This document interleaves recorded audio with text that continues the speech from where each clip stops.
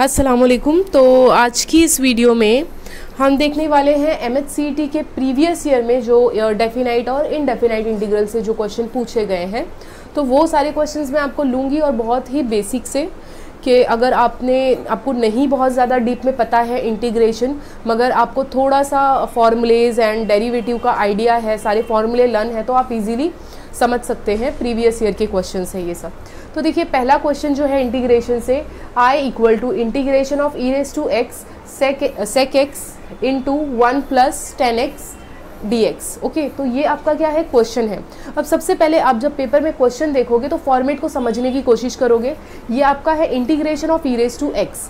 अब e raise to x यहाँ दिया है, but e raise to anything होगा तो आपको कौन सा फॉर्मूला लगाना है। यहाँ पर मैंने फॉर्मूला मेंशन किया है, बट आई डोंट नो, शायद से वो विजिबल ना हो, तो ये फॉर्मूला मैं अगेन मेंशन करती हूँ। e raise to x into, या टेक ब्रैकेट आप ले सकते हैं, ब्रैकेट के साथ f of x any function plus f dash x। इसका मतलब ये हुआ कि आपका जो भी फंक्शन है यहाँ, उसका डेरिवेटिव है क्या, एडिशन के बाद उसका डेरिवेटिव है क्या। अगर है तो आप डायरेक्ट आपका आंसर हो जाएगा e raise to x f of x plus c। तो बस इतनी से, ये एक तरीके से एज अ ट्रिक, आपने फॉर्मूले तो बहुत सारे लर्न किए होंगे, मगर आप ऐसे फॉर्मूले ज़रूर देख के जाएं जिससे क्वेश्चन 101% बनते हैं पेपर में। तो यहाँ पर ये तो फॉर्मूला हो गया और ये यहाँ पर उसका रिजल्ट है। ओके, तो अब अगर आप ये पहला क्वेश्चन देखेंगे तो आप बोलेंगे e रेज टू एक्स के फॉर्म में है, यानी डेफिनेटली ये रिजल्ट कहीं ना कहीं फिट होता है इसमें। तो अब आप ये देखेंगे कि क्यों ना ये sec x को हम इनटू कर देते हैं ये ब्रैकेट से।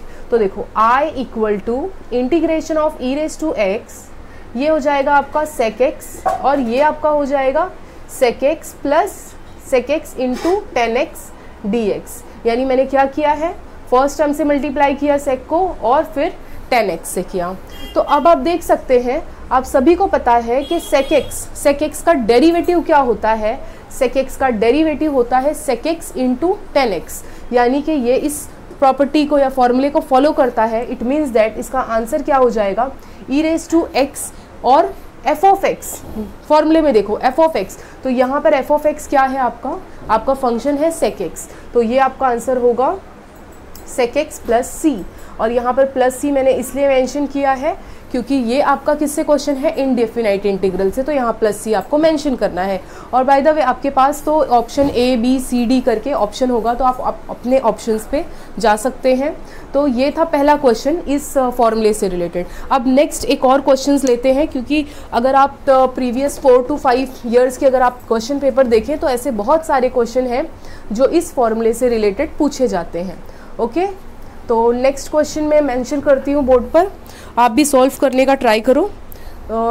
नेक्स्ट है I equal to integration of e raise to cos inverse x bracket x minus under root 1 minus x square upon under root 1 minus x square. अब देखो, यहाँ पर भी अगर आप देखेंगे तो आपका जो फंक्शन है, इंटीग्रेशन में जो फंक्शन है, वो आपका कौन से फॉर्मेट में है, e रेज टू एक्स के।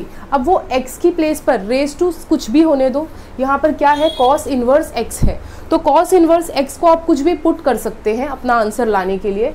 तो यहाँ पर देखो, कॉस इनवर्स x को आप क्या ले लो, t ले लो।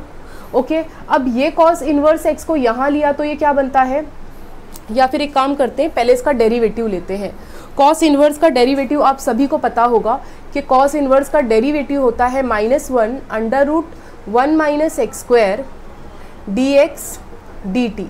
इतना तो सबको पता है कि कॉस इनवर्स और साइन इनवर्स का डेरिवेटिव जो होता है सेम होता है, सिर्फ कॉस इनवर्स में यहाँ पर माइनस आता है। अब दूसरे केस में आप बोल सकते हैं कि x इक्वल टू क्या हो जाएगा, cos t, क्योंकि cos अगर उधर जाता है, cos इनवर्स वहाँ जाएगा, तो ये क्या बना देगा, cos t।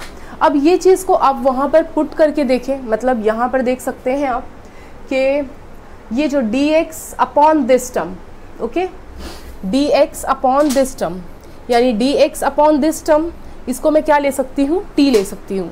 बट आप यहाँ पर बोलोगे यहाँ पर माइनस है, वहाँ माइनस नहीं है, तो कोई बात नहीं, ये माइनस को आप यहाँ भी शिफ्ट कर सकते हैं। तो यानी यहाँ पर ये पूरे फॉर्मेट की जगह पर, यानी कि मैं इसे रिप्रेजेंट कर सकती